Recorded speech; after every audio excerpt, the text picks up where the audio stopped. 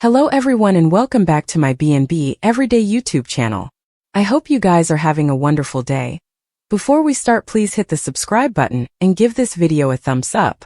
Steffy Forrester Finnegan will have difficulty digesting her hubby's double stunner. Hearing about Poppy Nozawa's connection with him introduced the real reason he raised the messy issue. Literacy that Luna Nozawa is John Finn Finnegan's son causes Steffy's mind to bend. That happens in the environment of her having been abducted by Luna, who intended to leave her for dead. Steffy told Finn that he didn't have to worry about Luna because she was locked before he'd a chance to tell his cherished woman. The alternate part of his adulatory story. The coming shoe drop will transfigure Steffy and Finn's lives ever. Of course, suckers wonder how Luna will be part of the family when she either can't leave the manse or return to captivity. Not telling Steffy was on the day table.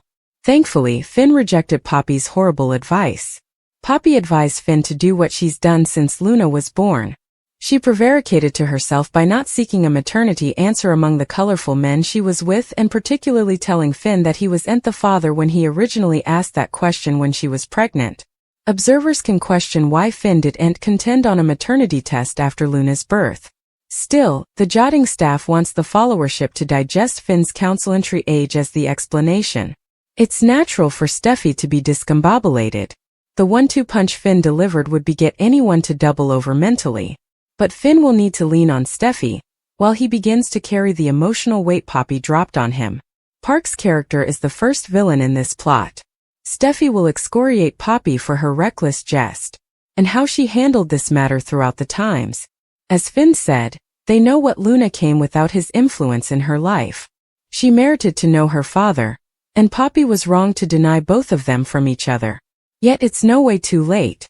In cleaner land, Luna has avoided an extended captivity stay, and can answer the door when Finn arrives at Bill Spencer's home. Lee Finnegan feels shamefaced whenever she sees her family. Sure enough, Poppy is staying outside Lee's office at the sanitarium. Still, she won't have the guts to tell Lee the verity, if Poppy follows her jest pattern. But Poppy went to captivity intending to see Luna and presumably tell her about Finn. Still, it's far too late for Poppy to come clean. Anticipate Lee to accept this hard verity, and also forgive her. Lee's instincts about her youngish family were exact. The fallout between these sisters will be explosive, and Steffy will also weigh in. Steffy coming to terms with her hubby's rearmost stunner while Sheila waits in the bodies. Steffy Forrester Finnegan aloud. She had eventually landed a nice normal Joe when she met good croaker John Finn Finnegan after her motorcycle crash back in 2020. He was everything she ever pictured of and came with the perfect impeccably normal parents, until he didn't. The day they wed was the day she learned his natural mama was none other than Sheila Carter, the crazy woman who had been torturing her family for decades. Maybe that was why it took her so long to realize what Finn was trying to tell her. Steffy didn't want to suppose that her hubby had another crazy blood relation. Steffy had to know that Finn was talking about Luna Nozawa when he told her that Poppy Nozawa came pregnant after they slept together. But she pretended that wasn't the verity until she could end presently. Finn's crazy mama shot her and left her for dead, and his son locked her in a pen and left her for dead. Maybe Steffy really did pick the wrong hubby. Sheila Carter has been laying low for months being a safe woman. An eatery worker with Deacon Sharp still. She can't get her son Finn off her mind and really wants to know her grandson Hayes. Cleric has been proud of how his woman has stayed down from Finn over the last half time but can tell she's getting compulsive again. Cleric does his stylish to move Sheila to carry on as they've been. The logical part of Sheila agrees that would be the stylish idea, but the fallacious part of Sheila is what constantly seems to win out. Will Steffy now have to deal with Sheila and Luna together? Sheila would clearly be agitated to learn that she has a granddaughter in Los Angeles who's a chip off the old block. Steffy Forrester Finnegan learns the verity. Penelope Poppy Nozawa is consumed with guilt. Plus, Daphne Rose uses a new tactic on Carter Walton. At the Precipice House, Steffy continues talking about how Poppy took advantage of Finn. Steffy is glad there were no continuing consequences from that night. Finn admits there's further to the story. There's commodity differently. There's a part 2. Finn explains that after his night with Poppy, she ended up pregnant. Still, Poppy denied that the baby belonged to Finn. Steffy assumes Poppy didn't keep the baby. When she's corrected, Steffi is puzzled. When Steffi realizes that the baby exists, she wonders if they should track the sprat down. Perhaps the child wants to know their father? Finn says she does.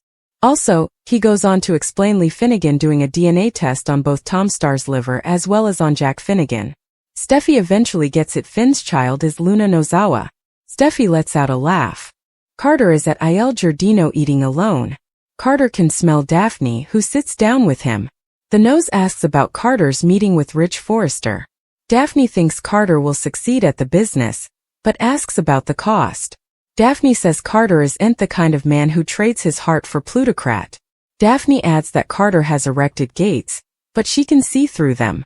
Poppy is drinking wine at Il Giardino. Sheila Carter Sharp assumes she's drinking alone because of Luna. Poppy has a lot of guilt. Sheila mentions Luna targeting Steffi. Poppy wants to forgive Luna, but she framed her. Sheila brings up the strong mama/child connection. Sheila feels that connection with Finn. Poppy admits hearing Sheila talk about Finn makes her uncomfortable. Sheila says Poppy will no way know Finn as privately as she does. Poppy knocks over her drink. Sheila rants about wanting a relationship with her grandchild. Poppy nearly loses her balance. Over at Bill Spencer's manse, Remy Price recalls that Luna killed people. Remy wonders why Luna isn't in captivity. Luna explains she's on house arrest. Luna adds that Bill is just a friend, but he gets her further than her own mama. Luna confesses that she's wearied and lonely. Remy reasons that talking to non-natives is parlous. Luina jokes that if he tells anyone, she'll just have to kill him. Finn might be doing everything that he can to cover his peace, his family, and indeed his happiness. It might soon all blow up in his face and in the worst way possible. That's because he's taking his sweet time and letting his woman, Steffi Forrester, know that he's actually the natural father to Luna. The moment that Steffi finds out about it, there's no mistrustfulness that she's going to blow up like no way ahead. During the rearmost occasion of the bold and the beautiful, Poppy tried to push Finn to come clean with the Verity. She doesn't understand why it's taking him so long to tell his woman about their affair some 20-odd times ago that produced their one and only son Luna. But of course Finn has his reasons for doing what he's doing.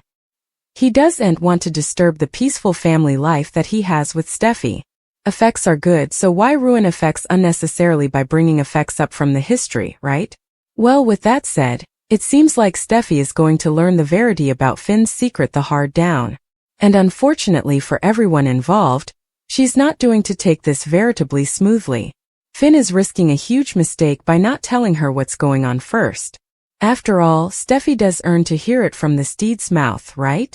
If Steffi ends up hearing about this from Poppy or indeed Luna, it's going to make everything 10 times worse.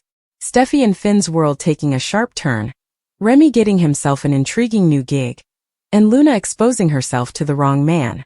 Pressure between Finn and Steffi reached new heights as Finn eventually revealed the secret that had been importing on him for so long.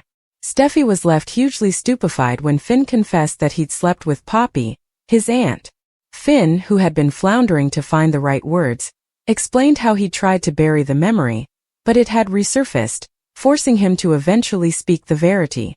Steffi was furious, originally condemning Poppy for the affair, as she was the grown-up in the situation. Just when Steffi allowed she had heard it all, Finn dropped another stunner. He told her that there was further to the story, a disclosure that would change everything. This new twist left Steffi indeed more rattled, raising the stakes for what's to come. What could conceivably be worse than an affair with his aunt? Oh, Steffi, just stay until you hear the coming part. Back at the sanitarium, Poppy was pacing Finn's office, easily troubled. Lee tried to comfort her, offering her support and a chance at redemption. Still, Poppy's studies were away, concentrated on Luna. While Lee misinterpreted the situation, Poppy wasn't ready to reveal what was really on her mind. The pressure between the two women hints at an indeed bigger secret lurking just beneath the face, one that could change the course of their relationship ever. Over at Il Giardino, Remy tried and failed to get his job back from Sheila. Thankfully, a new occasion came on in the form of Bill. He came in to get food and complain about his broken A/C.